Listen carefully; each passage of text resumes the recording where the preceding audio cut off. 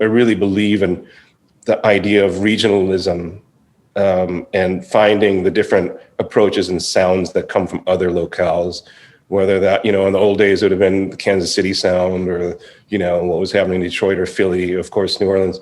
Now it's like Chicago or Berlin, of course, what's happening in New York, what's Toronto up to, finding these places and these networks where people really mine the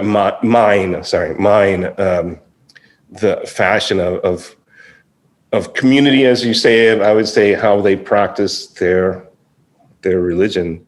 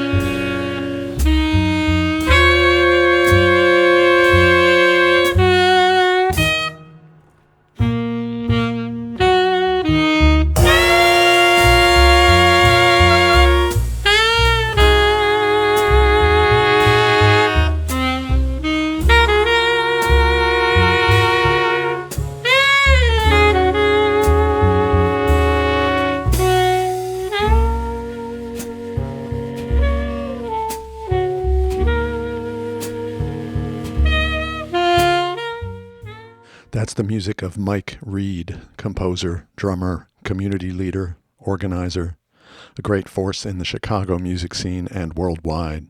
And that was the beautiful alto sax sound of Greg Ward playing Mike's tune, I Want to Be Small.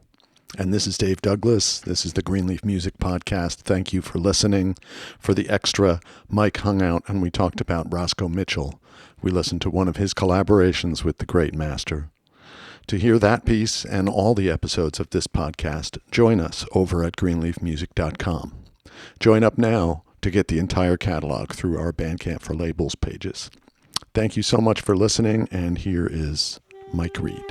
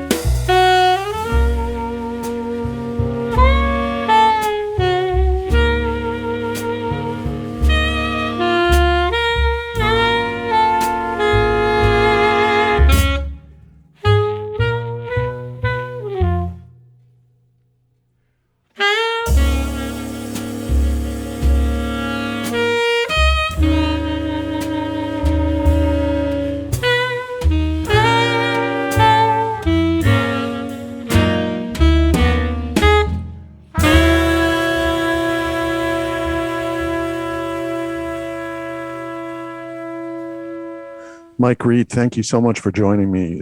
I've been wanting to have this conversation with you for a long time. And, the few times that we have run into each other and talked, I'm always really appreciative. So thanks for having me be part of this. It's quite an honor to be in the selection group of people that you get to talk to. So it's great to be here.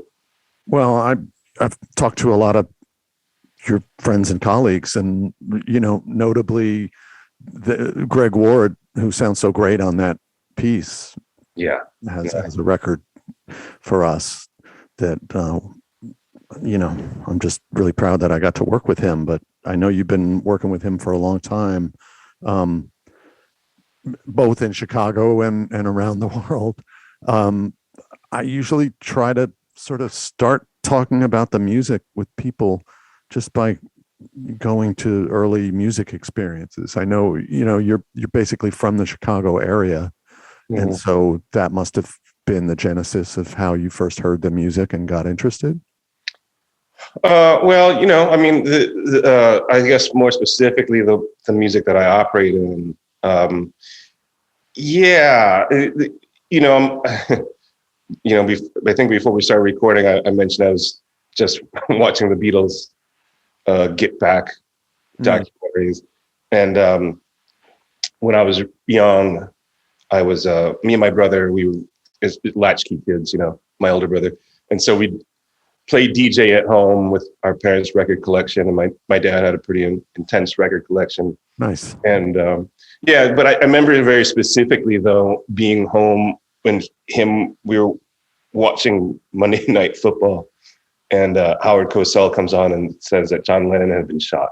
Mm, And I didn't know who the Beatles were. My parents really didn't have Beatles records, but they were explaining to me. It was like, for the next few days, it was everywhere.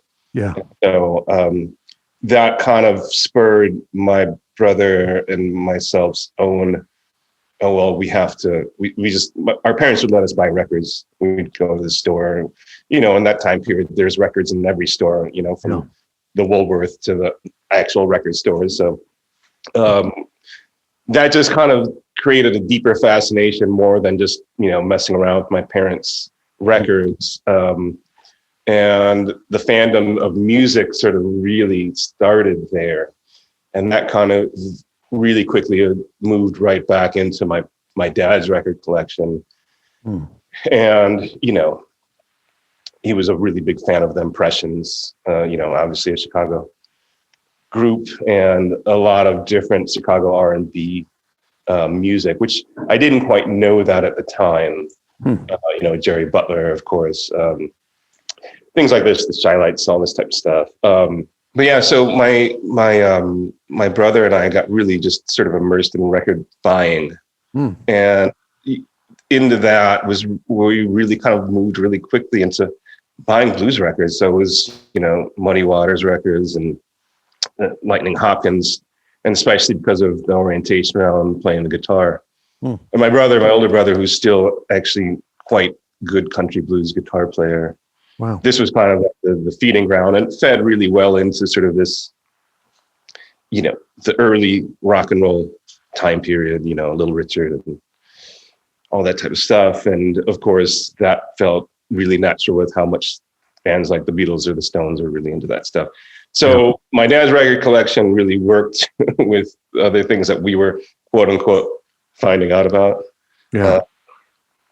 And, I just by happenstance, it's like, I'm in the record store, maybe I was 10 or 11, and wandered over too far. And the blues and jazz section are, of course, right next to each other, if not the same thing. And I picked up a record with, a couple of saxophonists on the cover, and I was like, I don't have any blues records with saxophone. And I brought it home, and I thought it was awful. I hated it. It was terrible, except for one track on there, which was "Don't Get Around Much Anymore." It was a Ben Webster, Coleman Hawkins record. Oh, wow. Yeah, it was just perfectly situated. Do you still have it? I still do have it, but it took me a while to understand the differences of what the blues were, and that kind of put me down the jazz path without really having seen stuff. Although I have a really an interesting moment. I remember it was right around this time too. In the summertime, we would go down to the public library, and me and my older brother, we would go down there and just look at books. And then in Evanston, the town I grew up, which is the first suburb north of Chicago, there is like a little fountain square. In the summer times, they would have performances there. It could be anything, they'd have like break dancing competitions, whatever. But there's one day we're leaving out of the library, and there was a reggae band playing there. I was just so fascinated by the drummer. And so fast forward about 9 years later, and I'm at this place, the Heartland Cafe in the north part of Chicago, just finishing high school. And I'm like, wait, that's that drummer who turned out to be Hummy Drake. Oh, wow. Yeah. So, I didn't even know who that was at the time, but I learned his name at that night. I was just so captivated by him that first time I'd seen him that it's like he just stuck with me. Yeah. And, back in 2016, I was invited to play at the Evanston Public Library. And it was a night where the Cubs were in the World Series. And I thought, nobody's going to come to this.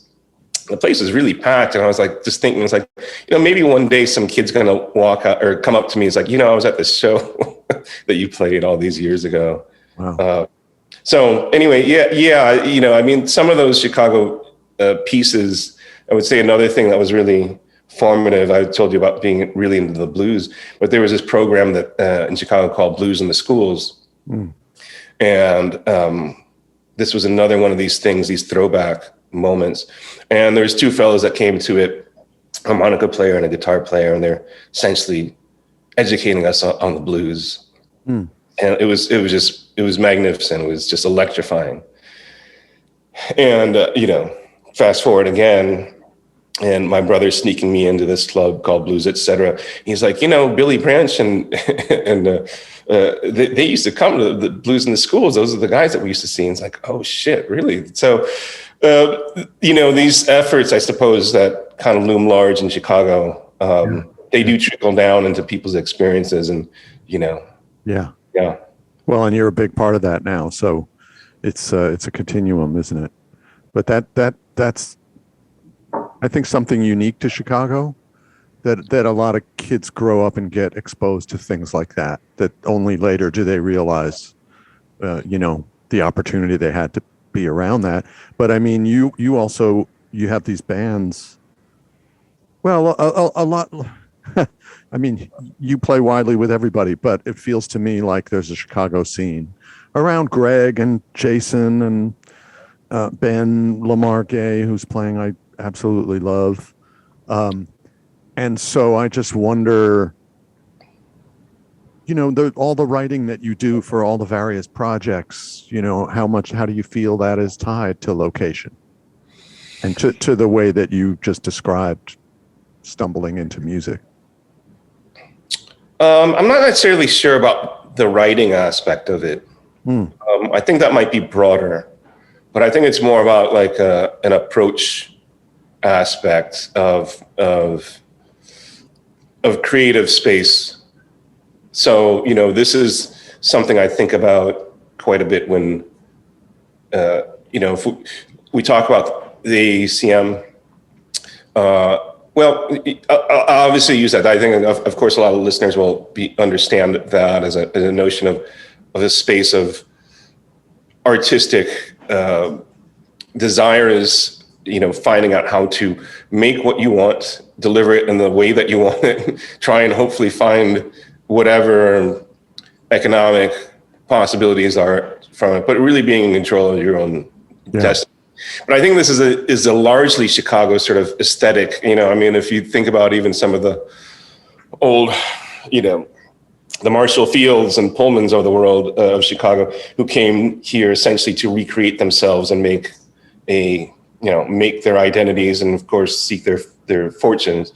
This isn't not part of whatever is a musical spirit. So if it's the Austin High Gang, if it's Sun Ra, if it's the AACM, if it's the, even beginning of Earth, Wind and Fire, if it's, the Chicago indie scene, Thrill Jockey, Drag City, and all these types of entities, self-starting sort of spaces, Fred Anderson, great saxophonist, AACM, original member and somebody who, of course, was a big influence on me as being a business owner and somebody who really preached, a self-directed way of moving through your work and your art.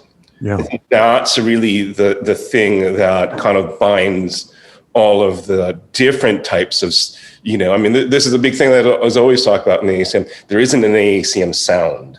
Right. There is an AACM spirit. and that can be a lot of different types of music and a lot of different types of approaches. Yeah. And I think that's really important if you want to talk about Chicago, and especially when over many different time periods, ebbs and flows of time periods, the Chicago, and I would also want to bring in other scenes, but of course, Chicago is the one I know mostly, is that there isn't a great spotlight on it. When there ever is, it really is very self-created, and then it kind of can go away. And the people that are left in the vacuum of it need to continue just doing what they do. They're not necessarily chasing the spotlight. They're chasing the moment of being able to make their creativity the vessel of doing all the things. And hopefully the spotlight also comes with that as well. Wow. So I think that's a real underlying aspect of it. The compositionally, there's a lot of different things that I'm thinking about, and a lot of stuff that is not Chicago. Right. Based, No, but that's a really, really interesting insight about it. And it makes me want to ask you then your development as a drummer. How do you feel like you've been impacted by that energy? Yeah. Well, when I was I was a late bloomer. So I said earlier, like, my parents are really not into me playing the drums. Wow. We originally, for the first 17 years of my life, lived in a little ranch house, 5 people in a 3-bedroom ranch house. And of course, it's not really going to fly so well when you got a kid flailing away on the drums. I tried, and they would indulge me at a certain point. But when I got right about high school, they couldn't really stop me. Right. And so I bought some drums I had gotten some money for, graduating 8th grade. Some people gave me some money. So I bought a little cheap drum kit, and they said, well, you can do this as long as you take some lessons, which I did. But then they kind of also forced me to do also other types of high school things, like, playing sports. And of course, similar to many people of that age group, it's like my mind jumps from, I want to buy a car, to, I want to play music. I want to, do whatever. Yeah. So it didn't become serious until I was really in college. And by that time, I think at this, juncture in the world, I was really kind of behind a lot of the peer groups that, of my age. So, I was really, of course, I loved Philly Joe Jones. I still do. He's still my favorite drummer. And Elvin Jones is still a mystery to me in so many ways. But these are the types of, titans that you're trying to emulate and trying to figure out. Luckily, I was able to, I went to school in the University of Dayton, and I was in other academic programs, English and psychology, and but I was, let's say, just auditing jazz classes there, and combo classes and stuff like that. And luckily, there was a few very great teachers there that made you believe, and I think that's obviously a really big, important thing when you're learning. It's like, to be devastated all the time makes you not want to do this. No, wait, this is early mid 90s. Yeah, this is like, 90, 92, 93. So jazz programs and visiting artists is a thing at this point. Yeah, and so there was 2 people in particular. Steve Barnes was teaching drums down in Dayton, Ohio, and he was fabulous drummer and fabulous. He just inspired you to want to go home and work on it, right? Awesome. Even though I was terrible. and Bob Bowen, who was a bass player, and Bob was down there kind of teaching jazz combos, and he similarly was very positive persona about, let's make music, people are at different speeds. He was very great. Wow. It doesn't matter what speed you're at, let's make some music, how can we get you to just be part of this group? Wow. That was really great. And at the end of that time period there, I'd had ideas of maybe switching majors, but I thought, I was like, you know what, I need to get out of Ohio. And I asked Bob about what I should do. And he said, well, you're from Chicago, you should go back and check out the ACM. And you should check out you should check out Von Freeman. And I'd seen Von Freeman once before. And he's like, I think you need to go back there and check some of this stuff out. So that really helped me sort of, get some encouragement that I knew that the city that I was from essentially had some really bright lights in it that I maybe didn't pay enough attention to. It's a great teacher to tell you that. Yeah. Yeah. Well, also what he didn't want to tell me, it's like, look, kid, you're not good enough to go to New York right now. Right. But he knew the good names to point out. Yeah. Oh, no. Chicago and go hear these people. That's completely. And the thing is, like, he gave me actually Roscoe Mitchell's sound, and it's like I couldn't make heads or tails of it. I was just like, oh. That's so awesome. And I didn't pick it back up actually for a number of years. Yeah. But his encouragement to go see Von Freeman was hugely important.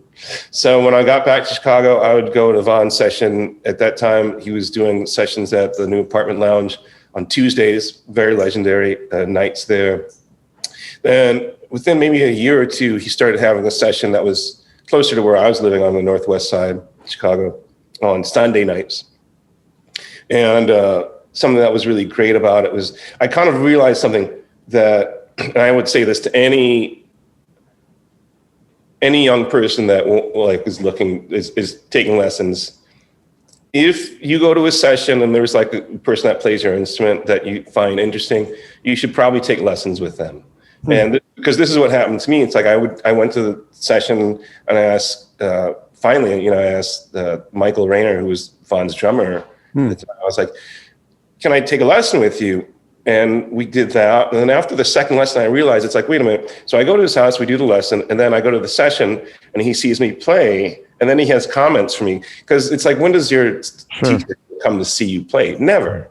And so the fact that he could see you up there either doing good or struggling, it essentially is another lesson, So it's like, this is an opportunity for them to actually, it's like, oh, I see what's happening with you on this gig. That's great. When you're playing those, Afro-Cuban, he's like, yeah, no, there's something weird going on, So that's, I always try and tell young people that, I was like, you should, if there's a session and you like that, how that person plays, take a lesson, see if it keeps on working. So, that was really big for me, going there and learning how to play for and in that environment. It's like, if this is the cat that Von likes to play with and uses every week, then that's good enough for me of who I need to, take a lesson with to learn how to do this. So that was really, really big. And then, after some time, he would let me be up there when, all the heavy cats would come. So Ira Sullivan's in town. It's like, oh, get up there and, Wow. And so that was really, really great, and really getting the feel for the language, getting the timing together, and figuring out how to really do it at the big boy table. Wow, that is such a great opportunity to have. Must have been terrifying sometimes. You know what? It still is. Sitting in the sessions is, you got to. You gotta be able to do it, And so, but that's part of it. You got to get over that, and be able to rock with whoever is there. And back to like what Bob was saying, it's like, let's make some music, however you can do it. So there was a lot of stuff there that happened, especially like what Mike would tell me about, like what Von would say to him about playing, how he needs the drums to work, that he never, like, for instance, he would say, if somebody would go to double time on a ballad, it's like, if I wanted that, I just call a different tune. It's like, no, we're playing this ballad, keep it right there. I was like, yeah, you're right. It's like, why should I change the tempo if this is the song we're playing? So just those were sensibilities that came across, and helped shape that. In the same time, it's like I'm sitting in a really, in a heyday of Chicago, creative music. Of course, what's going on with, sort of the empty bottle scene, and like folks like Ken Vandermark, and then of course, Rob Mazurek and Jeff Parker and Chad Taylor, the Chicago Underground groups, and, bands like Tortoise, and all the different stuff that's happening with, it was a really vibrant sort of space to be. Yeah. And you're seeing this happen, and I don't quite know how to do it, but it's like I'm recognizing this is happening, and that this is pretty special for, musicians to roll in on a Tuesday night to the Empty Bottle, and there's 150, 175 people there, for creative music. Going down to the Velvet and finally being able to see Fred Anderson, this person I'd heard about, and how he was just so silent, but commanded the space and the respect of the space, in a way, and sort of just people just, it took me a little while to understand how, what was the information set that he was giving to people, because he didn't just talk to anybody, Right. Yeah. he wouldn't just give, but there's certain things I could see. It's like, oh, he's going to talk to this person who just came off the bandstand and saying something to them. So this was, some of these silent sort of ways, I suppose, going back to that I think ties into that thing I was talking about Chicago. It's like, some of these folks, Vaughn, both of them him and Fred got nice spotlights towards the end of their time, but this was really in a space where it had, they were just doing what they've always been doing, and people revolved around them. They essentially were orbiting around these types of folks that had been sort of anchoring points of, this is how we do it, this is why we do it, and every night we're just going to get up here and show me what you got type of stuff. That's great. Yeah, that is so great. And you've become a sort of a hub yourself and a really great band leader. A lot of different projects. I mean, the band we were hearing earlier, People, Places, and Things, been together a while now, right? Yeah, I mean, I think. But this recent record, there's some guests. I guess they're special guests: Ben LaMarque and Jason Stein and Marvin Tate, the poet. Yeah, the last record we put out, which was the Flesh and Bone project, which was the quartet, Tim Halderman on tenor, Greg Ward on alto, Jason Rebke on bass, and then, like you said, Jason Stein and Marvin Tate and Ben LaMarque. I just had a desire to expand the group and try to really expand my abilities of writing and arranging, different colors, different abilities. Yeah. So, but it is actually essentially the People, Places, and Things project expanded. We had done an expanded version before, which was with, just to jump back kind of quickly, the band sort of started as an homage to Chicago music circa 1954 to 1960, early 60s. Wow. And sort of the unforgotten and under-recognized musicians that occupied the jazz and blues scene. So, musicians like John Jenkins, of course, Wilbur Ware is known, but still a lesser known character in the larger scheme. Tommy Madman Jones, just some really like people that are kind of connective tissue from sort of the heyday of the club scene in Chicago, and what that might maybe say like is let's call it like the hard bop time period, into moving in more of the creative sort of space, that were, let's say, what the AACM came out of, Mulholland, those folks. So this was a long sort of notion, and as I described earlier, me being at the Vaughn session and being in a hotbed for real straight ahead playing, and then also recognizing the very creative sort of spaces and creative music that was happening. This didn't happen. These were not parallel lines. They're actually quite connected. And it goes way back to that time period. Wow. So I really wanted to sort of talk about that and sort of build that idea through music. And one of the reasons that I thought about it was the record Blown In from Chicago, which is, John Gilmore, Clifford Jordan record. And the opening track on it is this tune called Status Quo. It's a great piece. It's like I think it's a contrafact on There'll Be Another You or something like this. And it's a great tune. But looking at it, it's like, I was like, well, the writer on it is this guy, John Neely. And I'm like, who the hell is John Neely? It took me a while to figure it out, but he was a Chicago tenor player. There's not a lot of information on him. And so for them to put that on the record, it says we can infer that it's essentially they must have been playing this song. He must have been a running buddy of theirs. It must have been something that they were doing, and playing each other's material. And so if I think about that and that notion of what does it mean to have a community?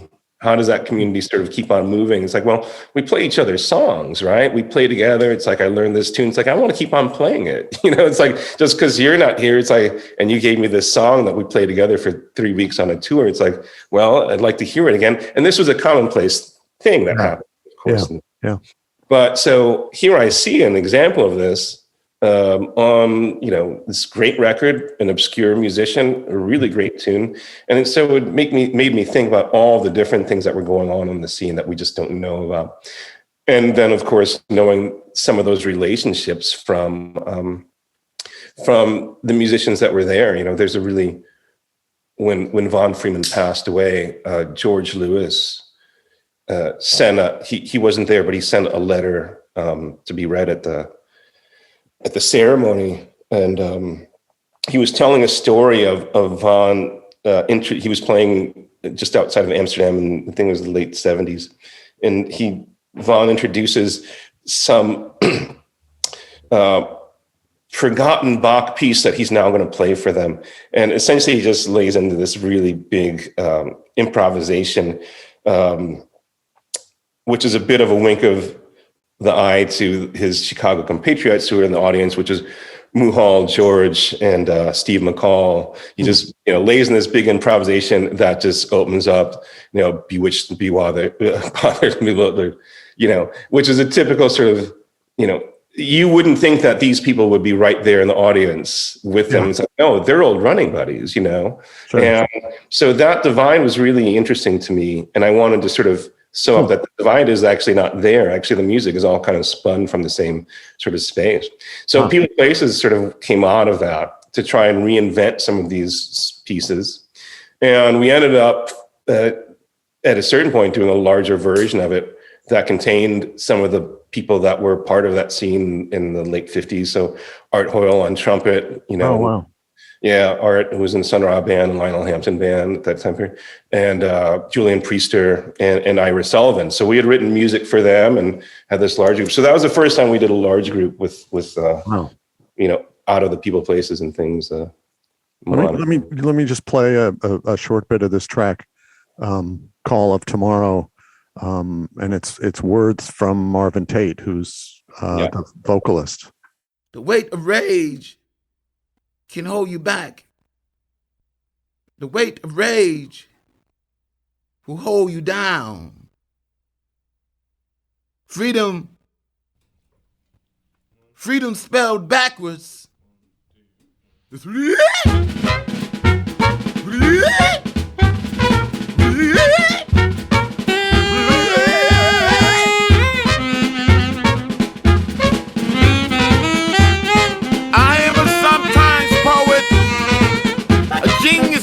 Useless kind of way. Who thinks and I drink and I bullshit. I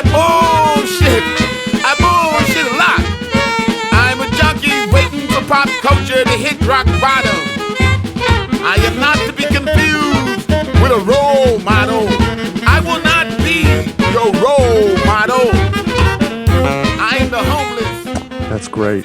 That is so great. I guess turning a corner in our conversation a little bit, because it's so, the stories you told about forming the band and what was the inspiration, and that's such an incredible story, and yet this is like, okay, music about action and intensity and about personal experience, and I know that this band had an incredible thing happen to it in 2009 that was sort of in the news and really difficult to hear about and read about.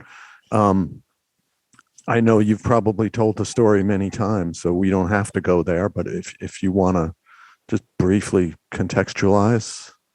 Yeah, well, so we were doing the quartet, and we were doing a tour, and we were leaving Hungary and trying to get to the next show that was in Krakow. It was a multiple train excursion, And at a certain point, sometimes these trains can change tracks. They can, so you kind of have to be on top of it. And one of the changes, we were told to get on a train, and essentially that was not the train we should have been on. And the train deposited us in this town. And as we didn't understand, we were, I guess, going to wait for our next train that was going to take us to Poland. And the people at the counter, I think, didn't really understand what we were asking. So we're like, well, we have some time. But it turned out this little town had been shut down because there was a very large neo-Nazi rally happening there that day. Oh my God. And so we're walking out there and we think that there's why is the street shut down? We think there's a marathon happening or something. We're like, oh no, there's these guys in SWAT team, Oh no. Oh, and that's terrifying. No, you need to go back to the train station because this is not a good situation for us. And it was not. People were arriving at the train station for this rally, and they were not looking at us. You have 2 African Americans and 2 Caucasian people in the band, but they were not looking at us kindly. And so we did not know what to do or where to go in the midst of this. I mean, there's I don't know, maybe 1,000 people amassing around the train station, and a full-on riot breaks out, tear gas and attack dogs, and we're just running for our lives. We end up getting ushered by some person who we find out later was actually kind of in plain clothes, sort of a chief police or to that sort of rank, and they had to hide us for hours before they can put us on a train. And even when we got on the train, they had to put guards on the train because had been people that had seen us that also got on the train looking for us to cause whatever havoc. Oh my God. So that was the short version of the experience. And, I'd been thinking about it for a number of years and trying to think about, as a creative person, trying to make something out of my experiences of being alive. And at a certain point, I was like, if I can't do something with this, how, deep am I really going as a creative person? But there was a lot of issues that I didn't know what to do with. I didn't want to make it a literal sort of record about this experience. And so it took a long time to understand what a project could look like. And really what it came down to was a notion of encountering the ideas of otherness, and so that's not just us in this situation. Everybody can find themselves there. So I remember a few years after that, our bass player in the band, Jason Rebke, who, very sort of, this is the funniest thing. He's somebody who has hair, but for a number of years always used to shave his head. I don't understand it, but whatever. So, but I remember he was, we were going to a gig years after this, and he was telling me, he's like, yeah, last night I was folding my clothes and I have these orange pants. And he's like, why do I have these orange pants?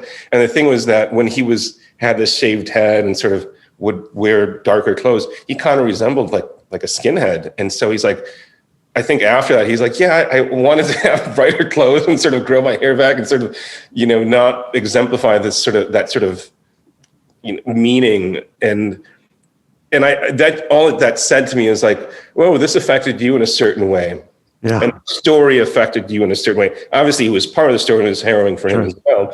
But that's what I mean, where it's like, I couldn't let how we're going to make something just be about this thing. It's a catalyst for it, but it was essentially about every, I tried to look at every song that we made for it and then bringing in Marvin Tate with his words.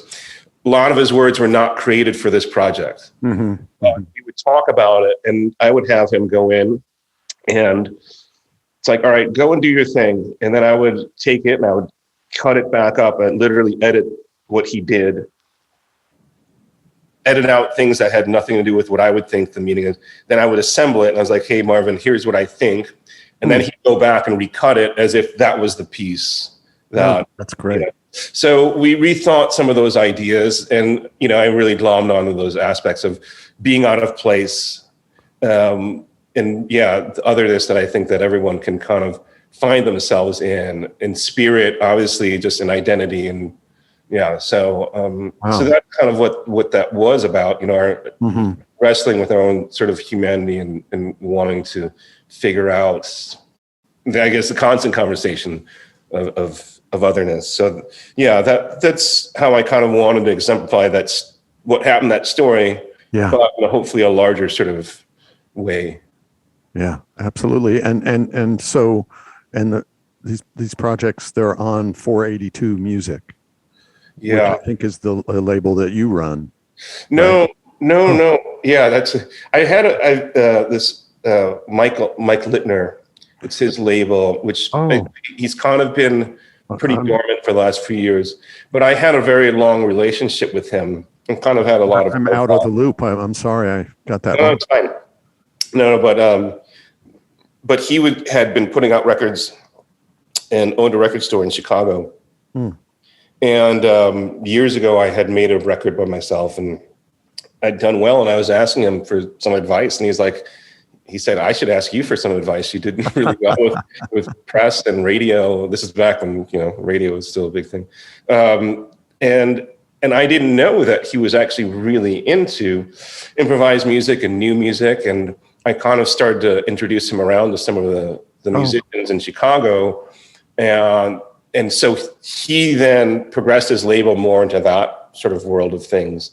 And I suppose loosely, I would say that I was a bit of a Chicago, quote unquote, A&R person for him. It's like, you should check this band out. You should check this out. So I think that's more like why I was associated with it more than. Oh, wow. And he would give me carte blanche to, like, if I had a project that I really wanted to put out, he would say, sure, let's do it. And, that's awesome. And you've also now been making some records for Astral Spirits? Yeah, because essentially I've been looking for a different home where I could have a little bit, and Nate, who runs that label, who's great, I'd actually worked with him in a production, an event production manner for some time before I talked to him about putting anything out. And yeah, so we during the pandemic, essentially, I was like, okay, there was some older recordings, live recordings that were looking for homes. One with a duo with Roscoe Mitchell and myself. And Roscoe had been talking, it's like, we need to put this out. I'm like, well, okay, so then how about a label? And so he had some ideas, but I think he really liked the notion of going with this newer label. And he'd seen some people that were on it, like Rob Mazurek has some stuff on there. So he's like, great, let's do this, because, this seems like a new opportunity, maybe a door that's not open yet. And once he said yeah to that, I was like, well, okay, if you want to do that, then maybe I should ask Nate if he wants to do some other things. And so far, it's like we did that, and then a trio record. We're going to get to this trio with Nicole Mitchell and Tamika Reed. Yeah, and then Artifacts. Second Artifacts record with Tamika and Nicole. Yeah. So yeah, it's completely, an artist. Friendly is not the way to put it. It's about the artist sort of label, and so makes it easy, and makes it that's what's being considered more than anything. I would even say that to his fault, because he loves to put out records. Sometimes I'm like, you didn't put out so many records, man. Yeah, well, I've heard the same about myself. It's a bit of a bad habit, but it happens. But the music is great, and this trio with Nicole Mitchell and Tamika Reed, let's hear just a little bit of this piece, Pleasure Palace.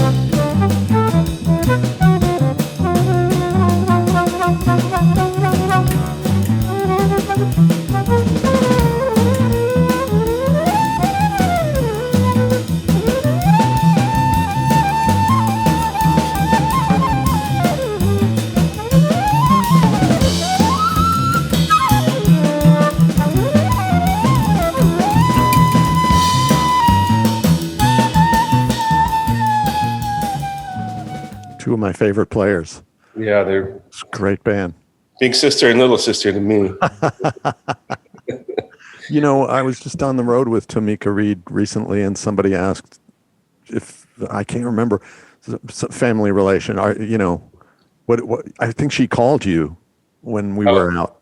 Oh, okay. Somebody asked, "Are you Mike's brother or daughter or something?" It was Daughter. Ooh. Well. yeah, right. I was gonna say, "Are you Mike's mother?" Yeah. So, but yeah, I mean, it's so great to hear. I mean, the textures, right? Getting to write for Nicole and Tamika must be really special. But it's also, I mentioned collaborations earlier, and it just from looking at, your projects over the years, you've been a major collaborator with a lot of different kinds of musicians from different areas of the music, let's say. I mean, maybe that's that thing that you were talking about bringing the different strands that never were separate, but, having them be together. Yeah. Yeah, I guess I don't particularly think about the way that I practice my music religion isn't like that.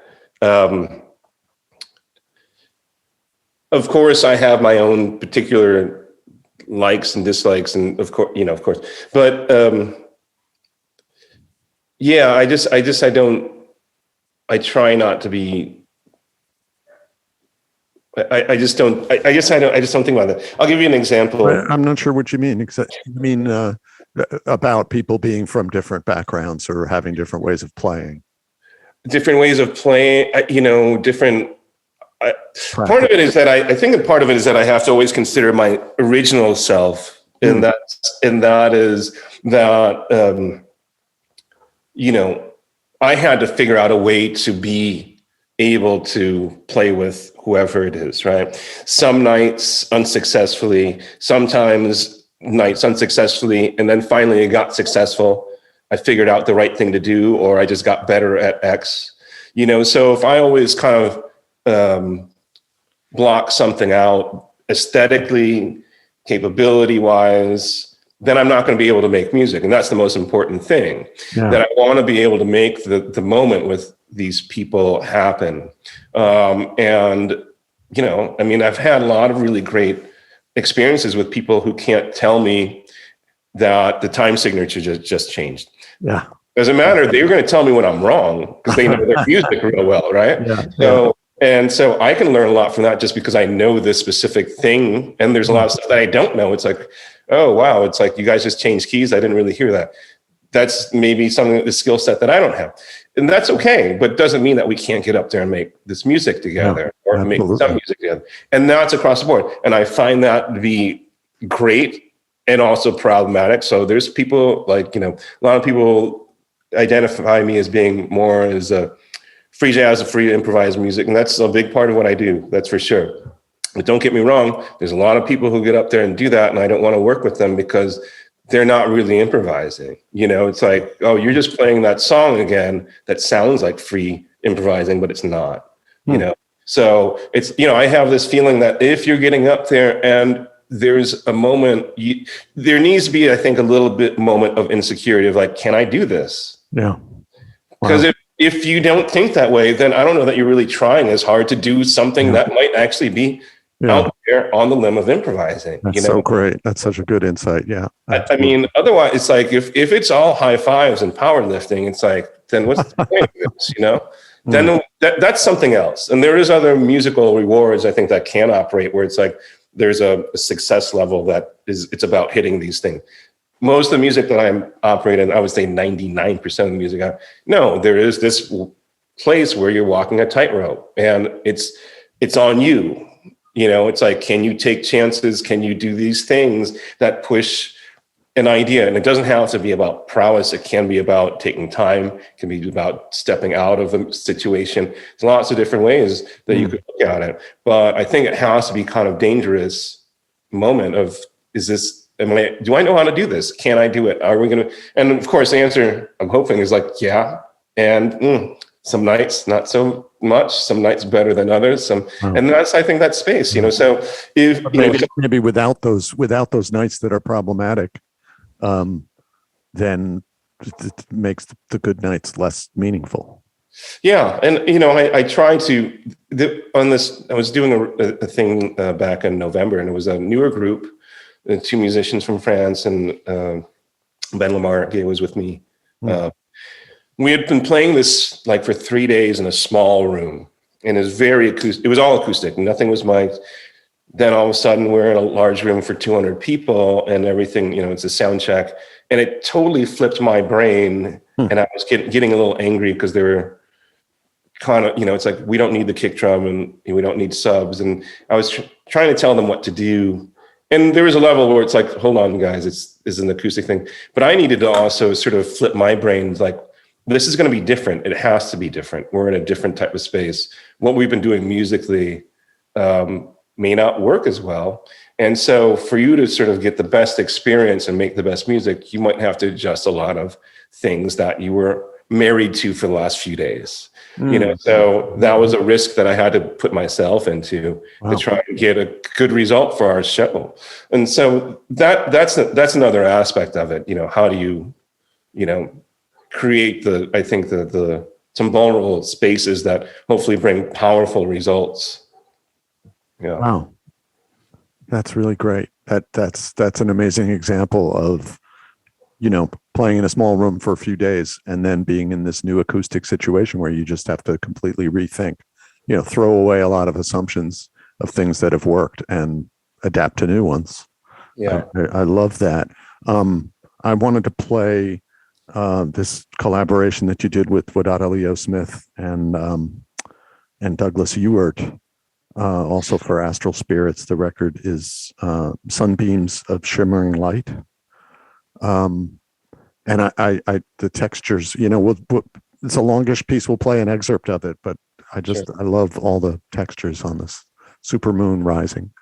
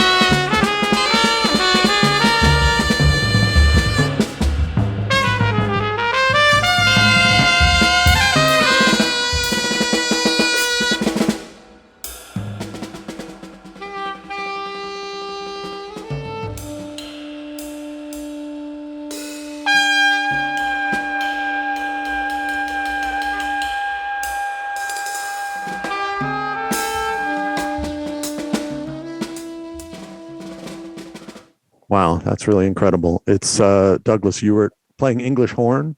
I think so on that. I mean, sometimes it's hard to figure out what's going on these improvised. And Wadada Leo Smith, of course, on trumpet, and just fantastic. We've been talking a lot about the music. but I know like a really important thing that you do is running spaces and helping curate festivals and giving artists a platform, but it's also like creating a hub for the community. Constellations, the club that you direct, curate, run in Chicago, it's a great place. I've been lucky enough to play there a couple times, and that takes a lot of work and a certain skill to be an organizer on that level. Is that something that you grew into, or something that you always saw as part of your practice? It's definitely something that happened along the way. I was not looking for that, but I think what it really comes back to is trying to find a community to be a part of.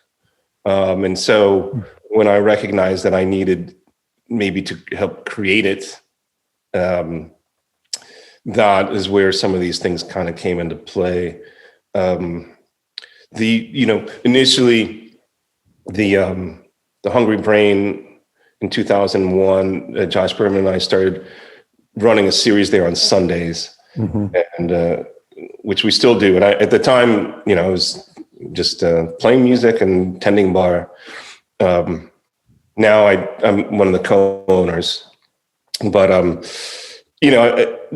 it was built out of the fact that like Chicago at that time which was very vibrant and a lot of stuff going on. It wasn't actually also easy to get a gig at some of the primetime spots. So there was it's like, well, what if we run a Sunday series, and it can be a little bit more for some of us that are coming up right now. That's kind of where some of that stuff started. But I guess that, comes into that notion of finding community. And that sort of thing, I think for me, there's the musical performance and musical creative making, but it really has grown into this other thing for a number of years now that maybe something that's even bigger than that for me is the artistic aspect of creating, these spaces and creating these platforms for people to do it, to essentially practice their religion. That's the way that I kind of think about things these days. It's like I practice a certain brand of religion. I have these houses of worship. People come there and they get down and they do their thing. That was a big thing on Sundays. When we did this thing on Sunday, that was, we would get up there, we announce the band. It's like, if you didn't go to church, well, here's your chance to give some money. So we'd go around and shake people down for money for the band, that type of thing. So, and I think that's very accurate. And I mean, I don't mean that as that I'm that religious or anything like that, but I mean that, they're walls, they're just walls. The spirit of people, they go wherever. Vaughn used to say this, I go where the music goes. And so, these have been in other places, and luckily I've been in some of those places and did my religion there as well. The Velvet Lounge and the Apartment Lounge being two of those places that I did that. And luckily I will say that I've inherited some of that spirit to continue it, and other places will continue it afterwards. And that's really important to me. But I think that more than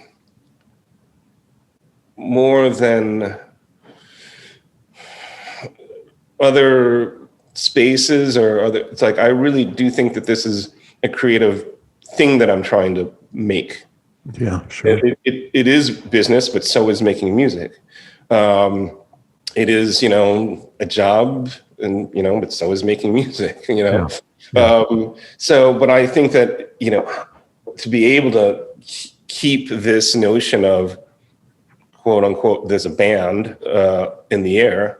It's like, it takes a lot of creative space inside of myself, and surrounded by creative people, and then also doers and people who believe deeply, so that in itself, I feel is another thing that maybe if I sit down and write it out in a book or something, it's like, no, this is maybe my biggest creative achievements, like making these spaces and And a lot of it is, I'm not the only person. I think I'm one of the folks, around town, and I can speak about Chicago more. And there's other people in other places, for sure. And I really value that. I really believe in the idea of regionalism, and finding the different approaches and sounds that come from other locales, whether that, in the old days, it would have been the Kansas City sound, or, what was happening in Detroit or Philly, of course, New Orleans. Now it's like Chicago or Berlin. Of course, what's happening in New York, what's Toronto up to, finding these places and these networks where people really mine the fashion of community, as you say, and I would say how they practice their religion. Yeah. Having places to do it, and hopefully people that can offer it. And I feel that I'm trying to do that as best as I can. It's definitely difficult. And but I think it is actually more, it might be more of my life work than even playing music. Wow. There might be a point where it's like I'm not really able to, maybe the ideas are gone, and maybe I can't play, it's like, but I'll still be trying to figure out how to create a space for someone or for an idea to happen. Yeah. Well, it's all of a piece, as you're saying, being a creative artist is also a part of that. Oh, well, yeah, no, because I mean, space. Yeah, no, this is, there was a really great moment for me. We opened Constellation in 2013. And, I own the place. It was not my desire to open it. It was something that happened. So which is its own weird thing. It literally was just a kind of a series of mistakes that turned into like something that was positive. But we opened it, and I think in the second month we opened, Roscoe and I did a duo there. The next year, I was talking with Roscoe, and he's like, "Oh, I'd love to do a solo concert there." I was like, "Okay, great, let's do it." And then he calls me right back. He's like, "You know what? I think Muhal would love to do a solo concert there. I'm going to call him." And he calls Muhal. He calls me right back like 20 minutes later. He's like, "Yeah, Muhal wants to." And I'm like, "Muhal wants," and I'm like, which is amazing. This is just amazing thing. So here comes the show, and they're each going to do a set. And Muhal comes, and I'd sent somebody to pick him up. And he walks in. He's like, "This is what we always dreamed about back then. Our own space." And and he was talking about, you guys have the two pianos, you have the, so, and I kind of understood what he was talking about. So fast forward, the next year is 2015, and it's the 50th anniversary of the AECM, and we are inviting Muhal to present the experimental band at the Chicago Jazz Festival. And I was not, because I knew him, I wasn't going to be the person who was negotiating it with him.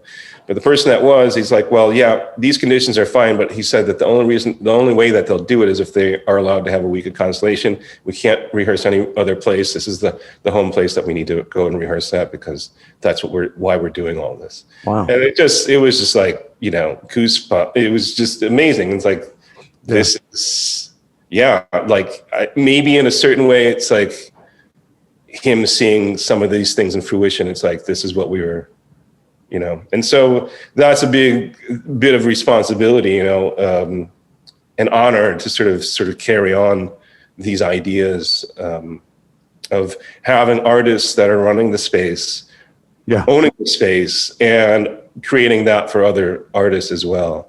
Well, and then also that you got the opportunity to support the work of one of your heroes. Oh, it's insane. It's insane. So and it's also it's again back, it's kind of a statement about Chicago, that big free festival then collaborated with this brand new, almost completely brand new venue to create a local thing that they could put on that big stage. It's just like so many different strands coming together. It's a fantastic story. Yeah, no, it's a great honor, and it's a lot of responsibility. And, I'm hoping that I can continue to sort of evolve in making that, making that part of my creative process work further, for my own, mental space, my own sort of creative process, but also to see what I can do to sort of up the ante for musicians. And not only just musicians, actually, for the tech folks that are working there, for the idea of how production works, for everything that, just the idea, it's like, right, it's like we have the ability to, we built a really great streaming thing during the pandemic. It's like we have, Pro Tools. So if an artist comes and plays there, it's like they can walk out with something that would cost thousands of dollars. Here's multi-track Pro Tools session. Here's a 4-camera, video that you're just getting for playing here. It doesn't cost you anything. It's just what we're providing for you. Right. Because we wanted to figure out how to be better at this idea, Wow, that's fantastic. I can't wait to hear what comes out of this as it keeps growing and getting bigger and better and more musicians. That is so great. And it's been so great to talk to you and hear all this music. You sent me this piece called My Imaginary Friend. Oh, yeah. That I think, does it have something to do with Tyshawn Sorey? Yeah. Well, slightly. We were in Switzerland playing a festival, and he had come in. He was playing the next night, and we were hanging out, and it was actually a really fun time. Mm-hmm. And he was talking about a lot of things, but then he was telling this really slight aside story about playing the trombone when he was a kid, and that he would kind of get picked on for being into music and playing the trombone. And so at that time period, I was working on the Flesh and Bone project, and this idea of otherness. So this kind of hinted at that, like, what does it mean to have that experience? And so I would always, I think the year after that, I was trying to catch up with him. I wanted to hear more about it, and he'd always like, oh yeah, and then it just wouldn't happen. So I would call him my imaginary friend. Oh, perfect. But that was like this thing that I was like, oh wow, I really want to hear more about that. But it was such an aside conversation, or statement that he had, that it wasn't like the focal point of what we were hanging out about. And so it was just something that I thought about when I was like, oh, I have this tune, and there's at the beginning of it, I don't know if you'll play this part, but at the beginning of it, Greg does this solo, unaccompanied solo, and it is definitely.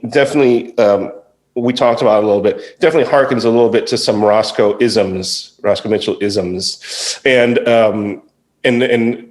Tyshawn also plays with Roscoe, quite a bit, and we've been on gigs together with Roscoe. So that was kind of like a little rounding out of this idea space and whatnot. So, all right, we'll go out with that one. So thank you so much for doing that, for talking to me, and it's great to hear all this music, and I'm going to look forward to more. Thank you.